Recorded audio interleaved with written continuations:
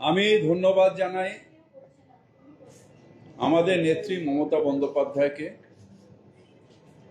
2018 সালে হঠাৎ করে যখন তখনকার মেয়র রেজিগনেশন দিলেন, সেই সময় সব কাউন্সিলরদের সম্মতি নিয়ে আমাকে এই চেয়ারে বসানোর জন্য আমার মনে হয়েছিল যে এই চেয়ারে বসার যোগ্যতা আমার নেই। তার কারণ,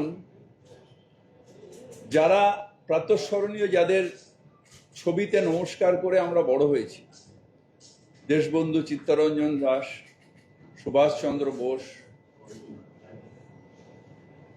ডাক্তার বিধানচন্দ্র রায়, যাদের প্রণাম করে আমরা বড় হয়েছি, তাদের নখের যোগ্য হতে পারলে জীবনটা ধন্য হয়ে যাবে। সেইখানে দাঁড়িয়ে সেই দায়িত্ব পালন করলাম 18 সাল থেকে নিয়ে 21 সাল অবধি। 21 সালে নির্বাচনে আবার মানুষ আমাদের সমর্থন করলেন এবং সেই থেকে নিয়ে আজ পর্যন্ত রয়েছে। আমাদের নিশ্চিতভাবে এই কালে সবথেকে বড় চ্যালেঞ্জ এসেছিল কোভিড।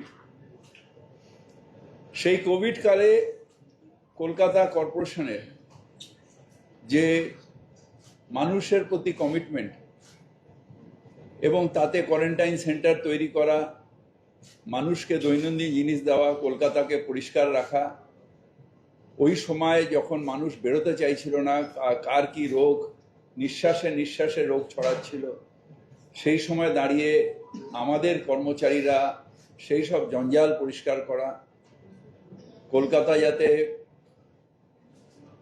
আবার ছড়িয়ে না পড়ে সেটা দেখা। তারপরেও আরেকটা সমস্যা এলো, সেটা হলো যে কলকাতায় ভ্যাকসিন এলো, কিন্তু ভ্যাকসিনের ট্রায়ালটা হচ্ছিল না। সেই ট্রায়ালটা আমাকে যখন অ্যাপ্রোচ করলো, আমি বললাম আমি মহানাগরিক হিসেবে এটা আমার দায়িত্ব। কলকাতার মানুষকে যদি করোনা মুক্ত রাখা যায়, তার জন্য যদি আমার প্রাণ যায় যাক, আমি নিজের দেহে সেই ট্রায়ালটা নিয়েছিলাম। তার পরবর্তীকালে এলো আমফান। আমফানও একটা বড় চ্যালেঞ্জ ছিল। ধন্যবাদ জানাই আমার সহকর্মী এবং কলকাতা কর্পোরেশনের প্রত্যেকটা স্টাফকে, প্রত্যেকটা সাফাই কর্মচারীকে, প্রত্যেকটা মানুষকে, প্রত্যেকটা পার্কস অ্যান্ড স্কোয়ারসের যারা আমাদের সাথে কাজ করেছে, যে আমফানে 3 দিনের মধ্যে প্রায় কলকাতা পরিষ্কার হয়ে গেছে।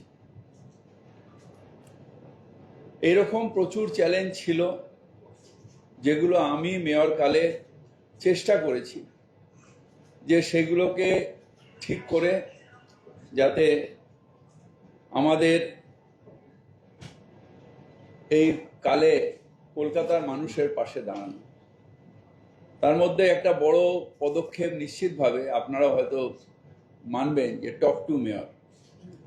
কলকাতার মানুষের সরাসরি সমস্যা শোনা এবং সেটাকে সমাধান করা, এই উদ্যোগটাও আমরা নিয়েছি এবং কলকাতার মানুষকে সেই জন্য ধন্যবাদ জানাই যে তাদের সমস্যা যতটা সম্ভব আমার নজরে এনেছে এবং আমি সমাধান করার চেষ্টা করেছি। এছাড়াও কতগুলো জায়গায় যেরকম আমাদের signature of display warranty period advertisement একটা পলিসি তৈরি করা হয়েছে। ঠিকা টেনেন্সির একটা, যেহেতু ইলিগাল বিল্ডিং বেশি হতো কোথায়, বস্তি এলাকায়, যেখানে ঠিকা পারমিশন পাওয়া যেত না, ঠিকা অফিসটাকেই আমরা কলকাতা কর্পোরেশনে নিয়ে এসেছি। অনেকটা টাইম লেগেছিল। নিয়ে এসে সেখানে ঠিকা অফিস থেকে এনওসি নিয়ে বিল্ডিং প্ল্যান, যাতে গরিব মানুষ ইলিগাল বাড়ি না করতে পারে, সেই কাজটাও আমরা করেছি। ঠিকার অ্যাসেসমেন্ট কালেকশনটাও আমরা করেছি। আমাদের বিল্ডিংয়ের যে স্যাংশনটা এটা অনলাইনে আমরা করেছি, কমপ্লিশন সার্টিফিকেটটা অনলাইনে করেছি, ইজ টু ডি বিজনেসে ওয়ান উইন্ডো সাবমিশন এবং পারমিশন অনলাইনে করেছি, টাইমলাইন প্রসিডিওর অফ স্যাংশন যেটা বিল্ডিং প্ল্যানের রিডাকশন করার জন্য টাইমটা সেটাও আমরা করেছি, sanction of residential building up to 3 কাঠা এটা আমরা 10 মিটার আমরা বলেছি যে আপনারা প্ল্যানটা অনলাইনে জমা দিয়ে শুরু করে দিন, আমরা অটোমেটিক স্যাংশন দিয়ে দেব। এছাড়া আমরা কিছু জায়গায় ক্রেজ বেবি কেয়ার করেছি, introduction of file tracking system কলকাতায় এনেছি, আইটিতে অনেকগুলো কাজ করেছি, বায়োমেট্রিক করেছি, আমাদের হোয়াটসঅ্যাপ অফ মেয়র করেছি, জিআইএস করেছি, রেস্টোরেশন অফ ওয়াটার বডি আমরা এসে করেছি হেরিটেজে, এয়ার পলিউশন কমানোর জন্য পার্কস অ্যান্ড স্কোয়ার্স করেছি, পার্কস অ্যান্ড স্কোয়ার্সে প্রচুর গাছ লাগানো হয়েছে আমফানের পরে। যে কাজগুলো আমি করে গেছি আর যে গাছগুলো করে যেতে পারলাম না সেটাও আপনাদের বলি। আমরা ওয়াটার সাপ্লাইয়ের ক্ষেত্রে এসইউজিআর কাম বুস্টিং পাম্পিং স্টেশন আমার কালে 36টা করেছি, যার 215 কোটি টাকা ব্যয় হয়েছে। আমরা তক্তাঘাট জেটি ওয়াটগঞ্জে 15 এমজিডি করেছি, আমরা 35 এমজিডি গার্ডেন রিচে আমাদের জল বাড়িয়েছি যেটা স্টেট গভর্নমেন্ট ফান্ড দিয়েছে, laying and distribution of main line প্রচুর কলকাতায় আমরা করেছি। যে কাজটা এখনো শেষ করতে পারলাম না সেটা হচ্ছে যে আরও প্রায় 38টা এসইউজিআর যেটা কলকাতা কর্পোরেশনের অনগোয়িং চলছে, সেই কাজটা আগামী দিনে যারা দায়িত্ব নেবেন নিশ্চিতভাবে শেষ করবেন। Construction of 10 MGD water treatment plant যেটা ঢালাই ব্রিজের কাছে ইএম বাইপাসে আছে, গড়িয়া স্টেশনের কাছে, সেটার কাজ প্রায় শেষ হয়ে এসছে, তার পাইপলাইনের কাজও প্রায় শেষ হয়ে এসছে, যেটা অমৃত প্রজেক্টে আছে। কনস্ট্রাকশন অফ 20 এমজিডি আরও অ্যাডিশনাল আমরা ধাপায় করছি, যেটার কাজটাও প্রায় শেষ হয়ে এসছে। এবং ড্রেনেজ পাম্পিং স্টেশন কলকাতায় বিভিন্ন জায়গায় বিরাট করে জল জমতো, বিশেষ করে খিদিরপুর অঞ্চল, গল্ফগ্রিল অঞ্চল, কবিতীর্থ অঞ্চল, এই জায়গায় আমরা নবাব আলী পার্ক, কবিতীর্থ পার্ক, গল্ফগ্রিনে আমরা পাম্পিং স্টেশন তৈরি করে এখানে এখন আর জল জমে না। যে কাজটা করতে পারলাম না, মানে শেষ করতে পারলাম না, কাজটা হচ্ছে, সেটা হচ্ছে আমার একটা ইচ্ছা ছিল জীবনে নেতাজিকে শ্রদ্ধা জানানো। কিভাবে? যখন নেতাজি মেয়র ছিলেন, এটা আমি শুনেছিলাম, আমার এক সাংবাদিক বন্ধু টিভিতে বলছিলেন, তখন খুব জল জমেছিল ঠনটনিয়াতে।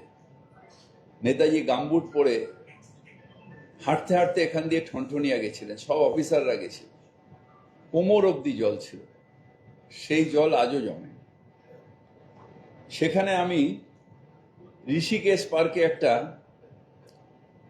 ড্রেনেজ পাম্পিং স্টেশন প্রায় কমপ্লিট, মানে অনেকটা এগিয়ে গেছে, কিন্তু ওটা উদ্বোধন করে আমি ভিত্তিপ্রস্তর করে এসেছিলাম, কিন্তু উদ্বোধন করতে পারলাম না। সেটা নিশ্চিতভাবে আগামী দিনে শেষ হবে এবং নেতাজি যে স্বপ্নটা দেখেছিলেন ঠনঠনিয়াতে আর জল জমবে না, আমিও এখানে থাকবো না, কিন্তু আমার হৃদয়ের শ্রদ্ধা নেতাজির প্রতি থাকবে এবং সেটাই হবে। মিল কলোনিতেও একটা হচ্ছে ময়লা ডিপো, আমাদের গার্ডেন রিচের একটা হচ্ছে ওরকম ড্রেনেজ পাম্পিং স্টেশন, পামার বাজারে হচ্ছে, নর্দার্ন পার্কে হচ্ছে, গুলশান কলোনিতে হচ্ছে। ইমপ্রুভমেন্ট অফ ড্রেনেজের জন্যে কলকাতার চারিদিকে কাজ হচ্ছে। এরকম প্রচুর মেশিনও আনা হয়েছে, ব্রিক সয়ারেজের কাজ, ডিসিল্টিংয়ের কাজ হয়েছে, কমপ্লিট হয়েছে, কোনোটা প্রসেসে আছে, ব্রিক সয়ারেজের কাজ হচ্ছে, এগুলো প্রচুর কাজ এরমভাবে কলকাতায় হয়েছে। এটা আমি আর এতটা পড়ছি না, আমি এটার কপি আপনাদের সবাইকে দিয়ে দিচ্ছি। তার কারণ এটা অনেকটা রয়েছে, নিজের কথা এতটা বলা লজ্জাও লাগে, আমি দিয়ে দিচ্ছি। এবার বলি কেন আমি রেজিগনেশন দিচ্ছি। তার কারণ হলো ফিরহাদ হাকিম কেউ না, কিন্তু যে চেয়ারটায় আমাদের সেই সব প্রাতঃস্মরণীয় ব্যক্তিরা বসেছিলেন, সেই চেয়ারটার একটা আলাদা সম্মান আছে। আমি নিজে যখন মেয়র ছিলাম দাপুটের সাথে চালিয়েছি, নিজেই পৌরমন্ত্রী, নিজেই মেয়র। এখানে যেটা স্যাংশন সেটাই ওখানে পৌর থেকে স্যাংশন করে নিয়ে এসে কাজ করা। মানুষ প্রচুর যারা আসতেন, শুধু টক টু মেয়রে না, তাদের সাথে সাথে রিলিফ দেওয়া, এই কাজটা করতাম। এখন সেটা সম্ভব হচ্ছে না, তাই সেই চেয়ারটাকে আমি অবমাননা করতে পারি না, সেই চেয়ারের সম্মানহানি করতে পারি না। চেয়ার ধরে বসে রইলাম, ঢাল নেই, তলোয়ার নেই, নিধিরাম সর্দার, সেই মানুষগুলো যারা হয়তো আমার থেকেও বেশি দাপুটে ওই মেয়রের চেয়ার চালিয়ে গেছেন, তাদের প্রতি অসম্মান।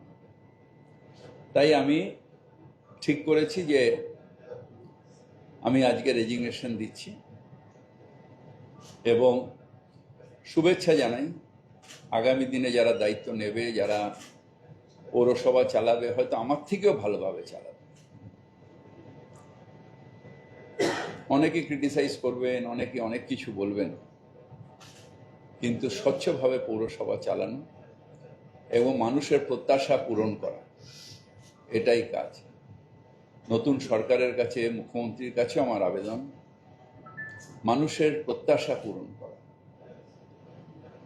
We are all there to serve the people. আমরা মানুষকে সহায়তা করব, মানুষকে সার্ভিস দেব, এবং যে বেস্ট সার্ভিস দেবে মানুষ তাকে চয়েস করবে। তাই শুভেচ্ছা দিয়ে আমি এই চেয়ার আজকে খালি করে দেব। ধন্যবাদ।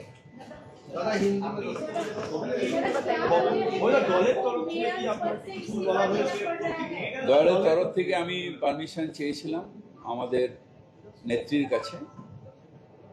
তিনি কয়েকদিন আগে আমায় বললেন যে সসম্মানে, আমি বলেছি আমি সসম্মানে চলে যেতে চাই, তার কারণ এই চেয়ারে বসে যে কাজটা আমি করেছি এখন চেয়ারের অমর্যাদা হচ্ছে। উনি আমাকে বললেন ঠিক আছে।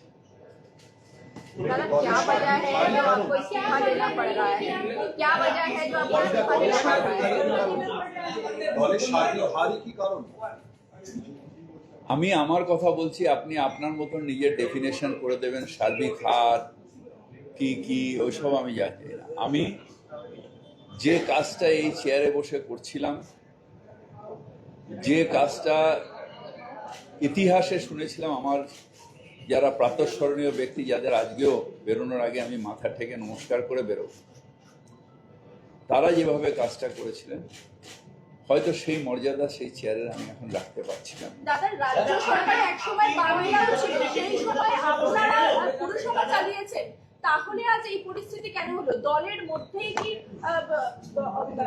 আপনি আবার আমি আমার কথা বলছি, আপনার ডেফিনেশন আপনারা আপনাদের মতন করে দেবেন। আপনাদের ডেফিনেশন আমি আমার মুখে বসাবো না। আমার যে কথা, যে আমার যারা প্রাতঃস্মরণীয়, যে চেয়ারে বসতে পারবো আমি জীবনে কোনোদিন ভাবিনি, সেই ছবিগুলো যখন আমি একা একা থাকতাম, রাত্রিবেলা যখন তাকাতাম, তখন আমার গায়ে কাঁটা দিত। এবং আমি অভ্যস্ত হয়ে গেছিলাম, যেহেতু পৌরমন্ত্রীও ছিলাম, অভ্যস্ত হয়ে গেছিলাম যে সেই দাপটের সাথেই চালানো। সেই চেয়ারটার আজকে আমার মনে হচ্ছে যে মর্যাদা আমি রাখতে পারছি না। আমার কেউ প্রেশার নেই, কিছু নেই, রাখতে পারছি। শহর কলকাতার মানুষের ভোটে আপনারা এখনো পর্যন্ত আগামী 3 মাস এখনো আপনাদের কার্যকালের মেয়াদ রয়েছে, তারপরেও কেন আপনি পদত্যাগ করবেন? এখনো তো 3 মাস মেয়াদ রয়েছে, ডিসেম্বর পর্যন্ত। এগুলো লিগ্যাল ডেফিনেশন আমি দিতে পারবো না। আমি পদত্যাগ করছি, এটা আমি আপনাদের জানিয়ে দিলাম। কিন্তু শহর কলকাতার মানুষ তো আপনাদেরকে নির্বাচিত করে পাঠিয়েছিল, এই বোর্ড তৈরি করেছিল। আমি রেজিগনেশন দিলাম, এটা আমি আপনাদের জানিয়ে দিলাম। আপনাদের ডেফিনেশন আমি তার ক্লারিফিকেশন দিতে পারবো।